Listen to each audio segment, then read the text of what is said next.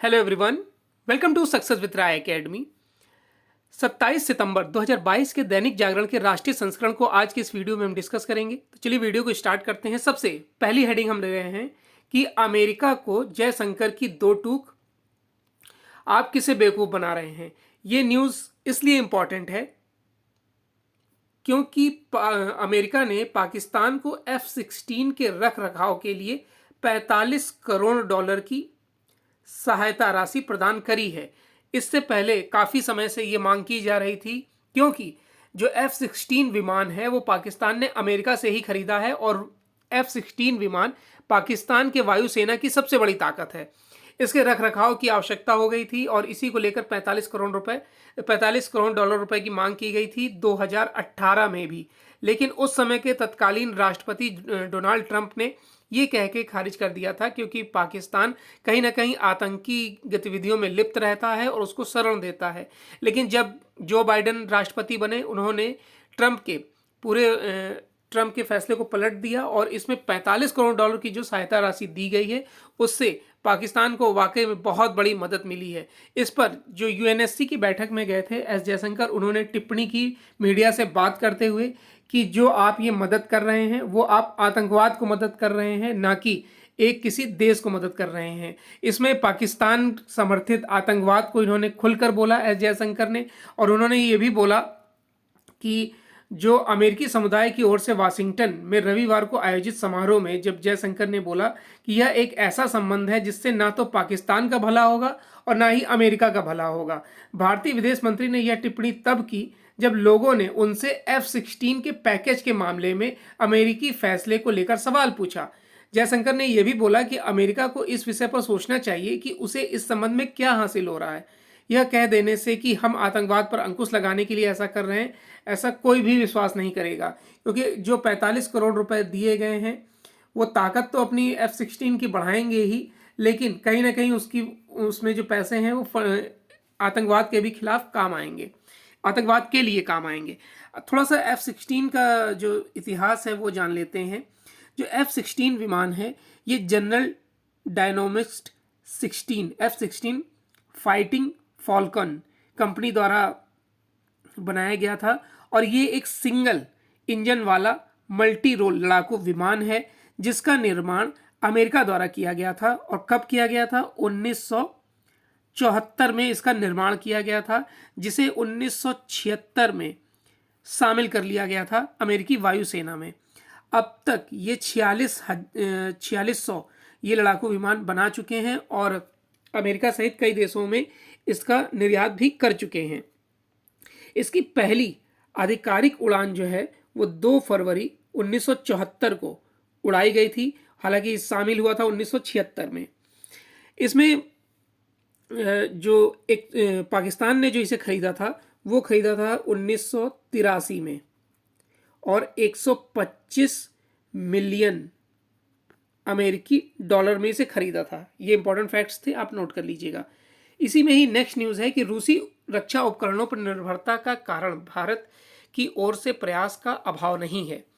तो ये जयशंकर ने कहा कि रूसी रक्षा उपकरणों पर भारत की निर्भरता व मॉस्को के साथ मजबूत संबंधों का कारण यह नहीं है कि नई दिल्ली ने हथियारों को हासिल करने के लिए अमेरिका से संपर्क नहीं किया है। उन्होंने कहा कि हमारे संबंधों में आया एक बदलाव रक्षा सहयोग के क्षेत्र में भी है जो पिछले करीब 15 वर्षों में अपने मौजूदा स्वरूप में आया है। वर्ष 1965 से अगले लगभग 40 वर्षों तक भारत में कोई अमेरिकी सैन्य उपकरण नहीं आया है। इस दौरान भारत रूस संबंध बहुत मजबूत हुए हैं। जयशंकर ने कहा कि इसका कारण भारत की ओर से प्रयास का अभाव नहीं है। चलिए नेक्स्ट न्यूज़ पर आते हैं। फिर से इंपॉर्टेंट न्यूज़ कि गहलोत के कांग्रेस अध्यक्ष बनने पर ग्रहण। कई कयास चल रहे थे कि अशोक गहलोत इसमें कांग्रेस के राष्ट्रीय अध्यक्ष बन सकते हैं, लेकिन जिस तरीके से इनके विधायकों ने बागी तेवर अपना रखे हैं, जिसमें कि लगभग 85 विधायकों ने इस्तीफा दे दिया था पार्टी हाईकमान को, उसको लेकर जो पर्यवेक्षक थे जैसे कि अजय माकन और मल्लिकार्जुन खड़गे, ये सब जो पर्यवेक्षक थे इस पूरी कमेटी के, उन्होंने सोनिया गांधी को एक गुप्त रिपोर्ट भेजी है कि ये सही नहीं रहेगा कि हम अशोक गहलोत को राष्ट्रीय अध्यक्ष बनाएं। अब इस पर मल्लिकार्जुन खड़गे या फिर जो दिग्विजय सिंह हैं, जो मध्य प्रदेश के मुख्यमंत्री भी रह चुके हैं, उनके नामों पर भी अब चर्चा चल रही है, क्योंकि जो अशोक गहलोत हैं वो इस पक्ष में नहीं है कि सचिन पायलट को राजस्थान का मुख्यमंत्री बनाया जाए, ना ही उनके विधायक इस पक्ष में हैं। यानी कि अशोक गहलोत का खेमा पूरी तरह से सक्रिय है कि किसी भी तरीके से जो सचिन पायलट हैं वो मुख्यमंत्री ना बनने पाए। चलिए नेक्स्ट न्यूज पर आते हैं कि केवल पैसा बांटने की मशीन रह गया है राष्ट्रीय क्लीन गंगा मिशन। यह स्टेटमेंट दिया है इलाहाबाद हाई कोर्ट ने। देखिए, जब राष्ट्रीय स्वच्छ गंगा मिशन की जब शुरुआत करी गई जुलाई 2014 में, तो इसके लिए जो पैसे आवंटित किए गए थे वो किए गए थे 2037 करोड़ रुपए इसको आवंटित किए गए थे, जो बार बार बढ़ाया जा रहा है। और इसमें जब इसकी शुरुआत हुई तो इसका जो पंजीकरण है वो राष्ट्रीय स्वच्छ गंगा मिशन 2000 अगस्त 2011 में सोसाइटी पंजीकरण अधिनियम 1860 के तहत सोसाइटी के रूप में कर दिया गया था। यानी कि इसके लिए एक सोसाइटी बना दी गई थी जो प्रस्ताव मांगती है, विचार करती है, कार्य करती है, लेकिन ऐसा कुछ भी इसमें नहीं किया जा रहा है, सिर्फ कागजी कार्रवाई हो रही है। इसी पर इलाहाबाद हाई कोर्ट ने टिप्पणी करी है कि गंगा प्रदूषण मामले में सुनवाई करते हुए इलाहाबाद हाई कोर्ट ने कहा कि राष्ट्रीय क्लीन गंगा मिशन यानी NMCG को लेकर टिप्पणी करी है कि मिशन केवल पैसा बांटने की मशीन रह गया है। पैसा कहाँ खर्च हो रहा है इसकी ना तो निगरानी की जा रही है और ना ही कोई हिसाब ले रहा है। जमीनी स्तर पर कोई काम नहीं दिख रहा है, काम केवल आंखों को धोखा देने वाला है। हाईकोर्ट की पूर्ण पीठ ने जनहित याचिका की सुनवाई के दौरान मिशन की कार्यशैली पर नाराजगी जताई। केंद्र सरकार के जल शक्ति मंत्रालय की तरफ से दायर शपथ पत्र में बताया गया कि वित्त वर्ष 2014-15 से 2021-22 के दौरान 11,993 करोड़ रुपए विभिन्न विभागों को दिए गए हैं। मंत्रालय के जो सचिव की अध्यक्षता में निगरानी कमेटी बनी है। चलिए नेक्स्ट न्यूज पर आते हैं। सुप्रीम कोर्ट में संविधान पीठों में सुनवाई का आज से होगा सीधा प्रसारण। देखिए, सुप्रीम कोर्ट में जो ये सुनवाई हो रही है वो उसका अब सीधा प्रसारण होगा। हालांकि कुछ हाई कोर्ट हैं जिनमें पहले से ही सीधा प्रसारण चल रहा है, जिसमें गुजरात, पंजाब, हरियाणा, पटना, इन सब हाई कोर्ट में पहले से ही सीधा प्रसारण इसका चलता था। लेकिन अब सुप्रीम कोर्ट का भी प्रसारण सीधा चलेगा और इसको अभी वेबसाइट पर इनकी जाके देखा जा सकता है, क्योंकि अभी ऐसा कोई भी इशू यानी कॉपीराइट इशू लॉन्च नहीं किया गया है। धीरे धीरे जब इसके लिए अलग से व्यवस्था की जाएगी, हो सके कोई ऐप आए इसके लिए, तब उसमें कॉपीराइट इशू लगाया जाएगा। अभी ये वेबसाइट पर जाकर क्लिक करके सीधा प्रसारण देखा जा सकता है। देखिए, सुप्रीम कोर्ट में संविधान पीठों में होने वाली सुनवाई का मंगलवार से सीधा प्रसारण होगा। आम जनता देश की सर्वोच्च अदालत में चल रही सुनवाई और दलीलों को घर बैठे देख पाएगी। यह पहला मौका होगा जब सुप्रीम कोर्ट में औपचारिक सुनवाई का सीधा प्रसारण होगा। सोमवार से कोर्ट ने सजीव प्रसारण के बारे में सुप्रीम कोर्ट के कॉपीराइट का मुद्दा उठाए जाने पर कहा कि जल्द ही कोर्ट अपना नया प्लेटफॉर्म भी लेकर आएगा। अब इसमें अलग अलग बातें आ रही हैं, यानी कि कोई इसे सही मान रहा है और कोई इसे गलत मान रहा है। ये भी हम देखेंगे, वो न्यूज़ अगले पेज पर है। इसमें ये दिया गया है 3 पीठों में इन मामलों की होगी सुनवाई। देखिए, मंगलवार को सुप्रीम कोर्ट में 3 संविधान पीठें अलग अलग मामलों की सुनवाई के लिए बैठेंगी। प्रधान न्यायाधीश UU ललित की अध्यक्षता वाली संविधान पीठ आर्थिक आरक्षण के मामले में सुनवाई करेगी। दूसरी पीठ की अध्यक्षता जस्टिस DY चंद्रचूड़ करेंगे। ये पीठ अदालत सरकार, दिल्ली सरकार और केंद्र सरकार के बीच अधिकारियों के ट्रांसफर पोस्टिंग के अधिकारों के विवाद की सुनवाई करेगी। तीसरी संविधान पीठ की अध्यक्षता जस्टिस संजय किशन कौल करेंगे। यह पीठ बार काउंसिल के नियमों से जुड़े मुद्दे की सुनवाई करेगा। यानी कि आज 3 मुद्दों की लाइव स्ट्रीमिंग देखने को मिलेगी। अब ये क्यों सही नहीं है और किन किन देशों में लागू है, नहीं लागू है, यह हम अगले पेज में देखते हैं। अब देखिए, यहां पर एक चिंता भी दी गई है 4 वर्ष पहले हुई थी सुनवाई। सुप्रीम कोर्ट की कार्यवाही को लोगों तक सीधे प्रसारण के माध्यम से पहुंचाने पर सुनवाई के बारे में निर्णय वर्ष 2018 में लिया गया था। तत्कालीन प्रधान न्यायाधीश दीपक मिश्र के साथ जस्टिस एम खानविलकर और जस्टिस डी वाई चंद्रचूड़ की पीठ ने संवैधानिक और राष्ट्र हित के मामले में सीधे प्रसारण को लेकर की गई एक जनहित याचिका पर सुनवाई को मंजूरी दी थी। याचिका दाखिल करने वालों में वरिष्ठ अधिवक्ता इंदिरा जयसिंह भी शामिल थीं और याचिकाओं ने न्याय तक सबकी सीधी बात पहुंचाने का सिद्धांत का हवाला दिया था। अब इसमें हाई कोर्ट, कौन कौन से हाई कोर्ट का सीधा प्रसारण होता है? गुजरात, झारखंड, कर्नाटक, मध्य प्रदेश, उड़ीसा, पटना का कार्रवाई का सीधा प्रसारण होता है और इलाहाबाद को इसमें जल्दी जोड़ा जाएगा। इसमें चिंता और आशंका क्या है? देखिए, सीधे प्रसारण को लेकर कुछ चिंता और आशंका भी है। कुछ हाई कोर्ट की प्रक्रिया के वीडियो यूट्यूब पर हैं जिन्हें सनसनीखेज शीर्षक के साथ परोसा गया है। आशंका है कि किसी गलत उद्देश्य से कोर्ट कंटेंट से लोगों के बीच गलत सूचना प्रसारित न की जा सके। अब इसमें विश्व की अगर हम स्थिति की बात करें तो अमेरिका में वर्ष 1955 से अदालत में बहस की ऑडियो रिकॉर्डिंग और ट्रांसक्रिप्शन की अनुमति है, लेकिन सीधे प्रसारण की अनुमति नहीं है। ऑस्ट्रेलिया में लाइव की अनुमति नहीं है। ब्राजील में 2002 में वीडियो और ऑडियो प्रसारण की व्यवस्था है। इसके लिए वहाँ टीवी जस्टिका और रेडियो जस्टिका नाम से चैनल चलाए गए हैं। कनाडा में केवल कार्यवाही का प्रसारण ही नहीं होता है बल्कि हर केस की व्याख्या की जाती है। दक्षिण अफ्रीका में वर्ष 2017 से मीडिया को आपराधिक मामलों की अदालती कार्यवाही का प्रसारण करने की अनुमति है। यह व्यवस्था अभिव्यक्ति के आधार पर अधिकार के तहत की गई है। चलिए नेक्स्ट न्यूज पर आते हैं।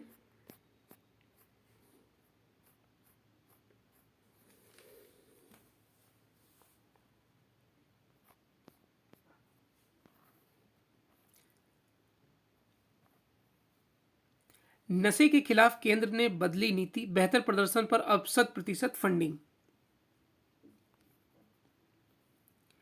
नशे के खिलाफ छिड़ी मुहिम अब राज्यों में और प्रभावी तरीके से लागू होगी। केंद्र ने इस नीति में बड़ा बदलाव किया है, साथ ही इसे परिणाम आधारित बताया है। इसमें राज्य सरकारों या फिर इस क्षेत्र से जुड़ी संस्थाओं को 100% वित्तीय मदद मुहैया कराने का प्रावधान किया गया है, लेकिन इसके लिए उन्हें अपने प्रदर्शन को दिखाना होगा। उन्हें नशा मुक्ति को लेकर एक विस्तृत कार्य योजना भी देनी होगी। इसके आधार पर ही उन्हें मुहिम से जोड़ा जाएगा। केंद्र ने नशा मुक्ति से जुड़ी नीति में यह अहम बदलाव उस समय किए हैं जब वित्तीय मदद के बाद भी राज्यों में अभियान प्रभावी तरीके से खड़ा नहीं हो पा रहा है। दूसरी न्यूज़ है किशोर न्याय कानून में संशोधन पर केंद्र सरकार से जवाब तलब। देखिए, सुप्रीम कोर्ट ने किशोर न्याय कानून 2015 में हालिया संशोधन को चुनौती देने वाली एक याचिका पर सोमवार को केंद्र सरकार से जवाब तलब किया है। संशोधन में बच्चों के खिलाफ कुछ श्रेणियों के अपराधों को गैर संज्ञेय बनाया गया है। Justice D.Y.. चंद्रचूड़ और जस्टिस हिमा कोहली की पीठ ने महिला एवं बाल विकास मंत्रालय को नोटिस जारी कर जवाब देने को कहा है। सुप्रीम कोर्ट किशोर न्याय कानून 2015 में किए गए संशोधन को चुनौती देने वाली दिल्ली बाल अधिकार संरक्षण आयोग की याचिका पर सुनवाई कर रहा था। याचिका में संशोधित कानून की धारा 26 को चुनौती दी गई है। चलिए नेक्स्ट न्यूज है मुकुल रोहतगी ने अगला अटॉर्नी जनरल बनने का प्रस्ताव ठुकरा दिया है। देखिए, वरिष्ठ अधिवक्ता मुकुल रोहतगी ने कहा है कि उन्होंने देश का अगला अटॉर्नी जनरल बनने के केंद्र के प्रस्ताव को स्वीकार कर दिया है। उन्होंने बताया कि उनके फैसले के पीछे कोई विशेष कारण नहीं है।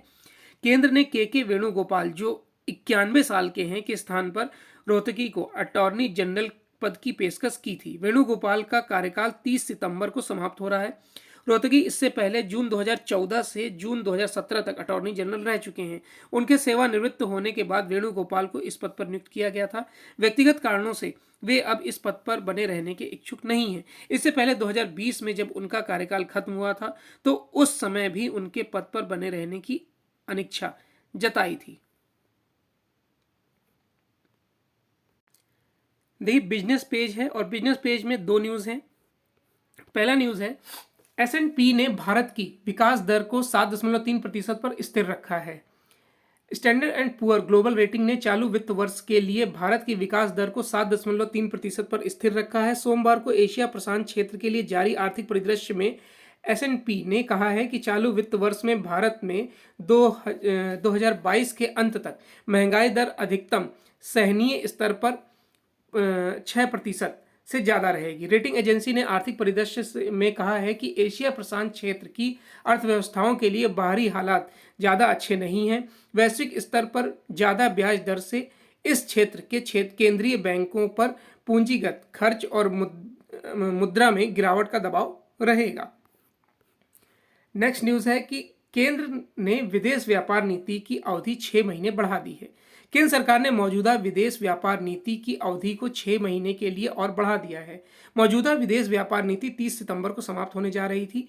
अब यह 31 मार्च 2023 तक लागू रहेगी। वाणिज्य विभाग के अतिरिक्त सचिव अमित यादव ने कहा कि उद्योग संगठनों, निर्यात प्रोत्साहन काउंसिल समेत विभिन्न क्षेत्रों की ओर से मौजूदा विदेश व्यापार नीति को आगे भी जारी रखने और इस समय नई नीति को पेश करने की मांग की गई थी।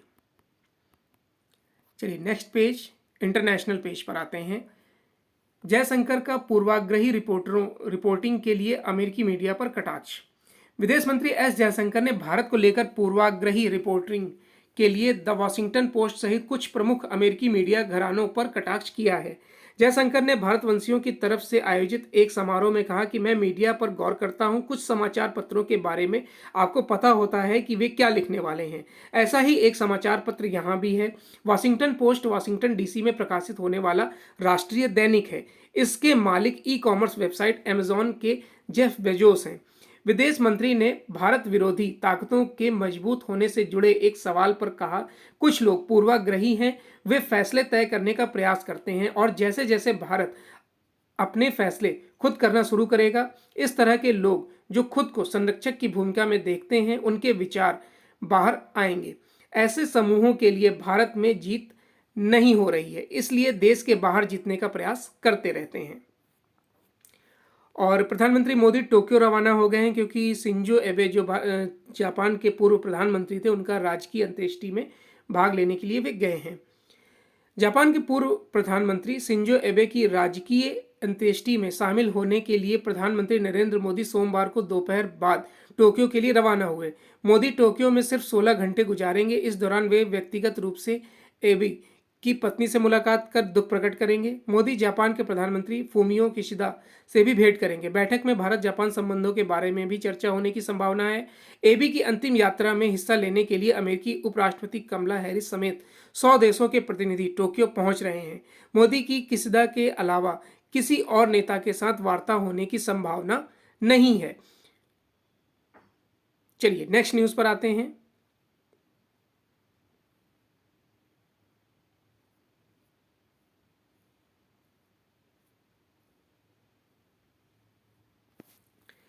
अमेरिकी और दक्षिण कोरियाई जहाज़ों ने शुरू किया सैन्य अभ्यास।